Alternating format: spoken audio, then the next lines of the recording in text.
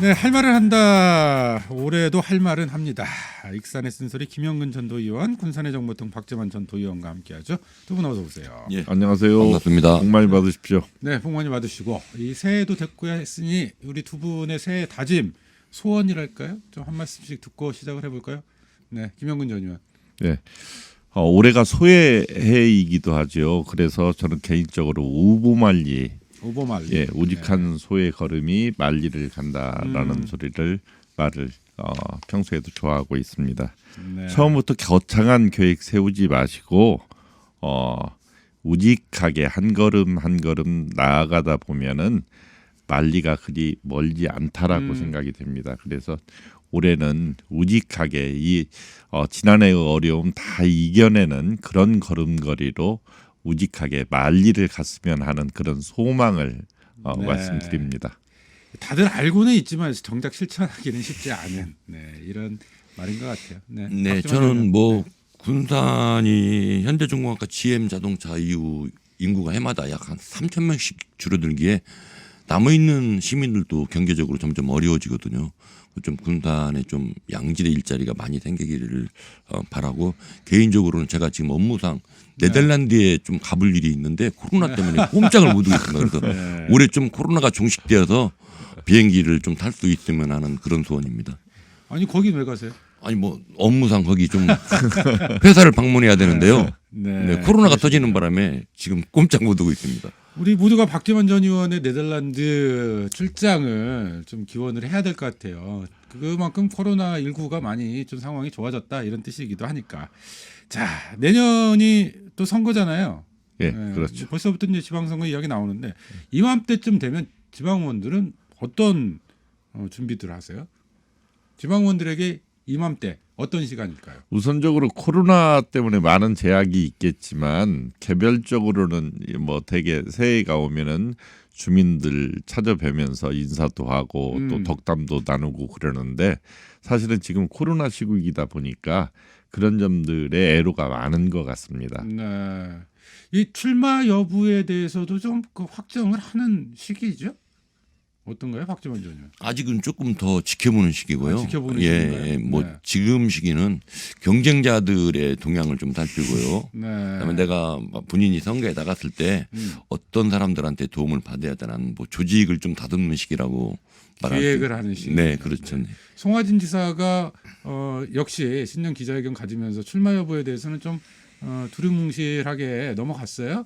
이것은 아직 정하지 않아서입니까? 아니면 박재만 전 의원 말씀처럼 지금 간을 보는 건가요? 결정은 했는데 아직은 시기가 뭐 한 1년 정도 남았기 때문에요. 네. 네, 아직은 뭐 조금 뜸을 들이는 시기라고 생각합니다. 저는 이 공직자 선거에 나가는 분들이 너무나 그렇게 과열되게 그 지역을 이끌지 않았으면 좋겠어요. 네. 왜냐하면 지금 사실은 어려운 시기거든요.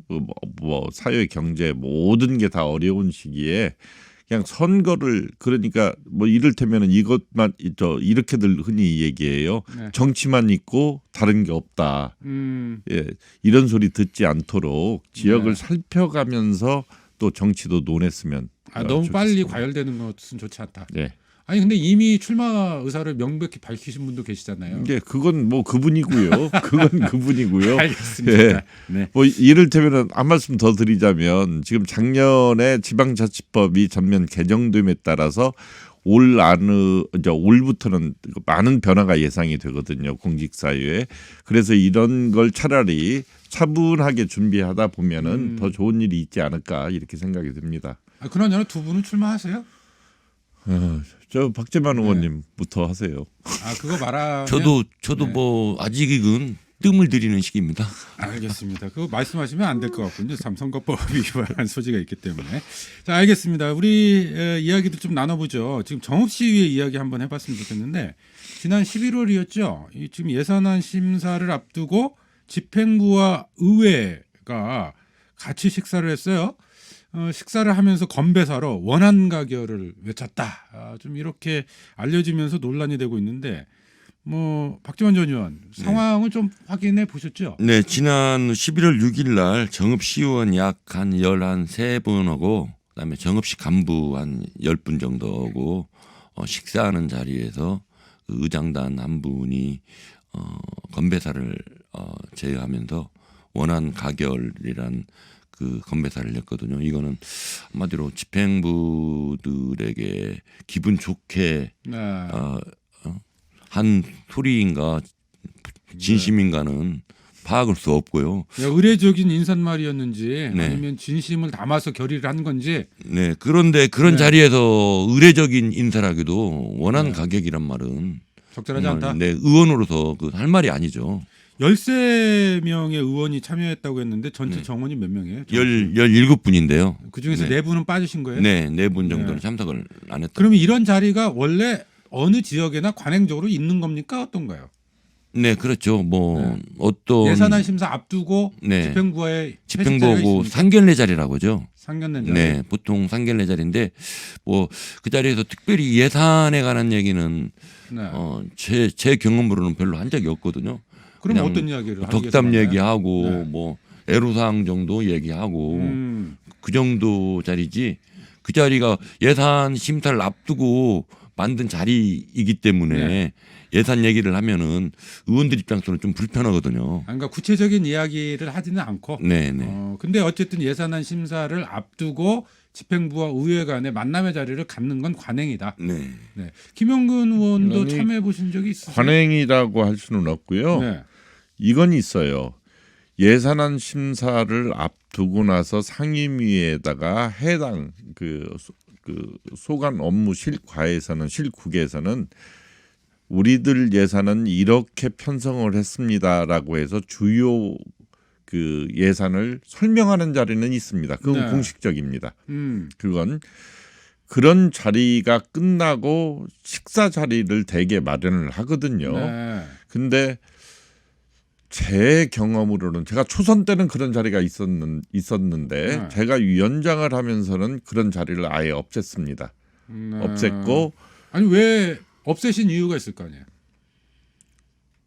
그건 불필요한 저는 불필요하다. 불필요한 자리라고 네. 생각을 해요. 예산이 끝나고 예산을 논하면서 거기에서 질의응답 네. 의원들의 질의응답에서 어느 정도 윤곽이 나온 상태에서 만나는 그 만남 자체가 저는 불필요하다. 이건 있어서는 안 된다라고 해서 그 위원장을 할 적에는 그걸 막았어요. 알겠습니다. 어쨌든 네. 정읍시에서 이런 일이 벌어졌다는 건데, 근데 술잔을 부딪히면서 집행부와 의회가 원한 가결 이런 건배사를 외치는 것, 좀 어떻게 봐야 할지. 어떻게 그래서 봐야 제가 됩니까? 확인해 봤는데요. 네. 정읍시 예산 약 9천억에서 90억 정도를 삭감을 했다고 또 하더라고요. 그래서 1%네요. 네, 원한 가결은 아니다라고 네. 또 그렇게 또 말씀을 하시더라고요. 원한 가결이죠.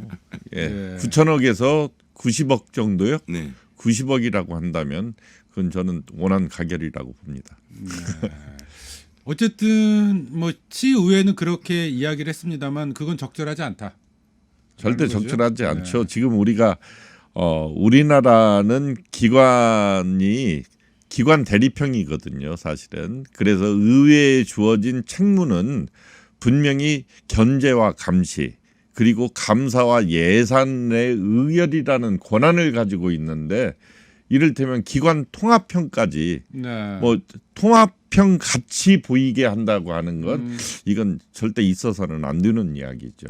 그러게 말입니다. 그러니까 원한 가결을 의회가 나서서 외칠 거라면 의회가 왜 예산 심의를 하고 하는지 그것 자체가 좀 의문이네요. 아니 예산을 심의하다 보면 이런 경우가 있어요. 이를테면 어떤 의원들이 그 예산의 문제점을 갖다가 지적을 한 다음에 예산 삭감을 요구하는 경우가 있는데 또 어떤 의원들은 그 예산을 못 살려서 네. 다시 되돌려서 살려놓으려고 그냥 길을 쓰는 의원님들이 계시거든요.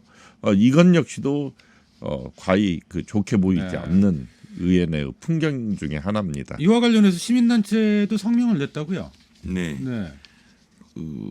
시민단체에서는 지금 정읍시의회가 얼마 전에 그 의원들 동료 의원 성추행 사건까지 있었는데 네. 이런 또 집행부하고 식사하는 자리에서 원한 가결을 외쳤다는 것은 이거는 의원으로서의 자질을 스스로 버렸다는 그런 또 성명서를 발표했습니다. 네, 정읍시의원의 동료 의원 간 성추행 사건 관련해서 사실은 이제 윤리위원회를 구성을 했는데 이 실제로 아직까지 구성이 안 됐죠. 그러니까 구성하기로 의결만 돼 있고. 네. 네, 이런 상황까지 꼬집으면서 시민단체가 함께 비판 성명을 낸 것 같군요. 알겠습니다. 그리고 또 김영근 전 의원 말씀하셨던 것처럼 이게 진짜 관행인지 이것도 좀 되짚어 봐야 되겠네요. 네. 그런 관행이 있다고 한다면 이제는 버려야 될 때죠. 네. 아니 특히 다른 때라면 몰라도 예산 심의를 앞둔 상황에서 집행부와 술자리를 갖는 것, 더군다나 코로나19 시기에 그렇게 많은 사람들이 좀 모여서 술자리를 갖는다는 것도 선뜻 좀 되게 이해는- 예산 심의 그다음에 감사 바로 전에 이런 경우들을 이런 접근 자체들이 아주 많습니다. 이 사람 저 사람 겪어서 네. 이런 건 이제 해서는 안 될 그 만남들이니까. 알겠습니다. 자, 정읍시의회 이야기 해봤고요. 그런가 하면 또 지난해 구설수에 오른 곳 중에 하나가 김제시의회인데 온주현 의장이 의장직 사퇴하고 나서 바로 새로운 의장이 선출이 됐어요. 지금 그 박재만 전 의원 네. 지금 선출되는 방식이 좀 뭐 어떻게 됐었죠? 네, 보궐선거니까 어차피 그 김제시 의원들이 모여서 이제 당에서 일단 추천을 하고 네. 추천한 사람을 놓고 김제시 의원들이 선거를 했을 거라고 생각합니다. 네.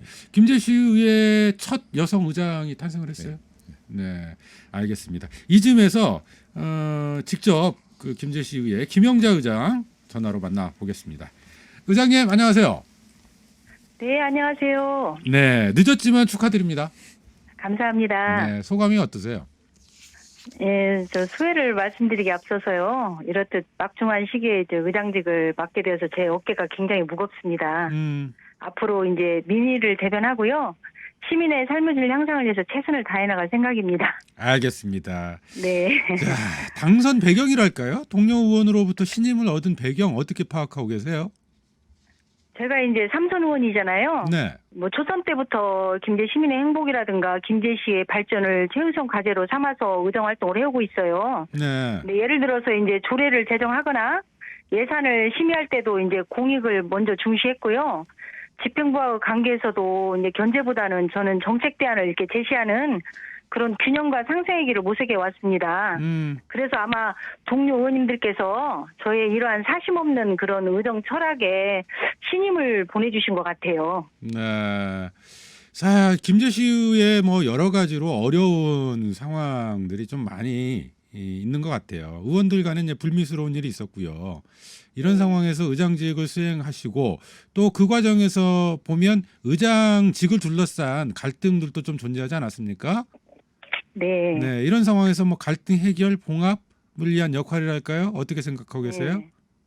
사실 우리 의원님들도 그 지난해 불미스러운 일이 있어서 이제 반면교사 삼아가지고 정말 자정의 노력을 하고 있어요. 그래서 저 또한 우리 의원님들께 이런 정치적 역학 관계보다는 이제 시민의 대변자로서 의원 각자의 역할에 최선을 다해달라는 부탁을 드리고 있고요. 앞으로 저는 정당이라든가 주류 비주류라는 그런 틀을 깨고 오직 우리 시민만을 바라보는 의회가 될 수 있도록 우부천리의 마음으로 노력하겠습니다. 네, 우보 만리가 아니고 우보 천리네요. 네. 네. 자, 그나저나 그 제명됐던 불륜 시의원들의 경우에 법원이 제명 처분에 대해서 효력 정지 처분을 내렸잖아요. 이제 잘 아시다시피 그 네. 여성 의원은 집행정지 가처분 신청도 냈었어요. 네. 그래서 이제 인용이 되어가지고 현재 의원직은 복귀된 상태고요. 다만 이제 무효 확인 소송이 진행 중이니까 네.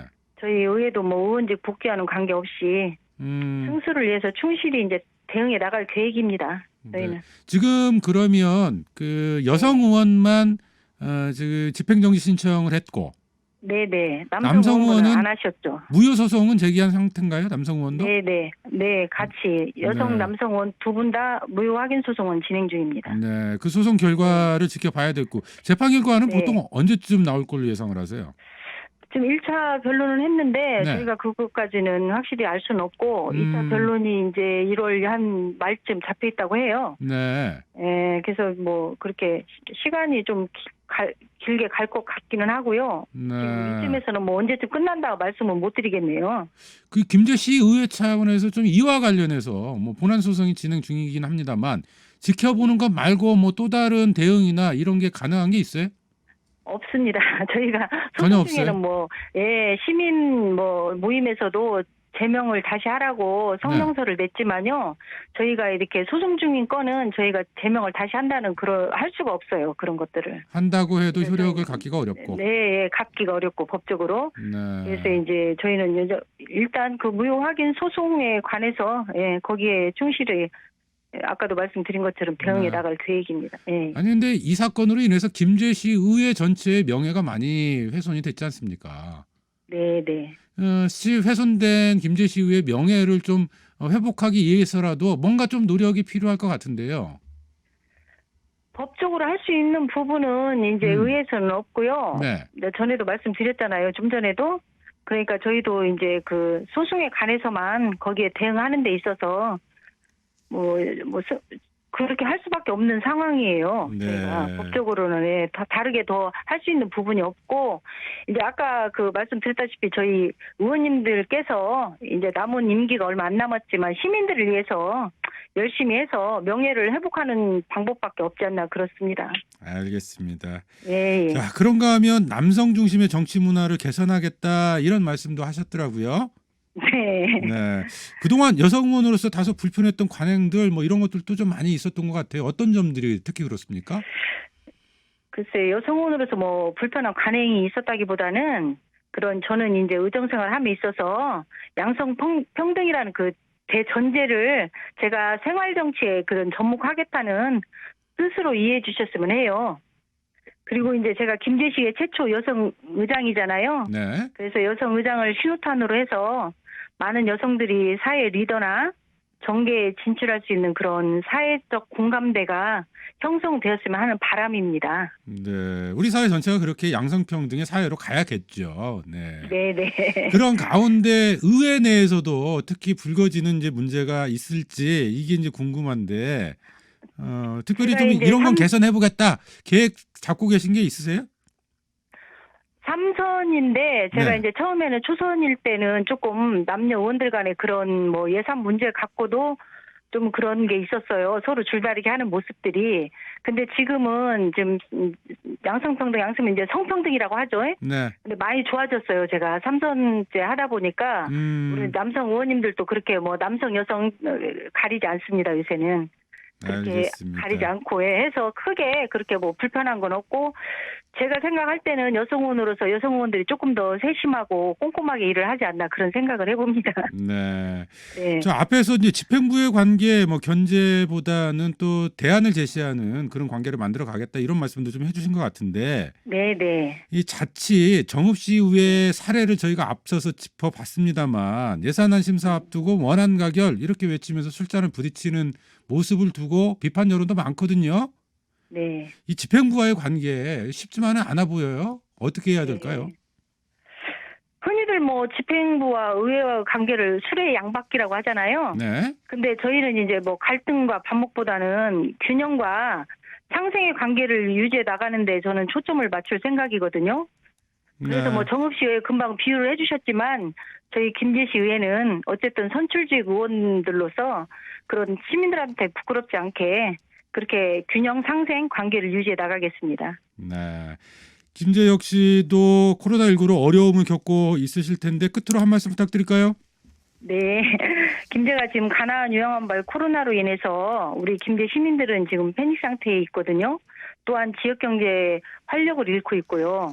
그래서 이러한 위기를 슬기롭게 극복하기 위해서는 김제시와 김제시의회 그리고 김제시민 모두 지혜와 역량을 결집해 나가야 한다고 생각합니다. 그리고 이제 신축년 새해에는 코로나 없는 청정 김제를 소망해 봅니다. 알겠습니다. 자, 다음번엔 지역 현안을 가지고 다시 만나 뵙기로 하고요. 오늘 말씀 여기까지 듣죠. 고맙습니다. 고맙습니다. 네, 김제시의회 김영자 의장이었습니다. 자, 두 분 뭐 김제시의회 의장의 인터뷰 들어보셨는데 좀 어떠셨어요, 김영근 전 의원? 아니 좋은 말씀은 다 해주셨어요. 다만 지금까지 시민이나 도민들에게 김제시 의회의 부끄러운 면을 보인 점에 대해서는 좀 더 명확한 사과, 구체적인 사과와 진솔한 사과가 필요하다.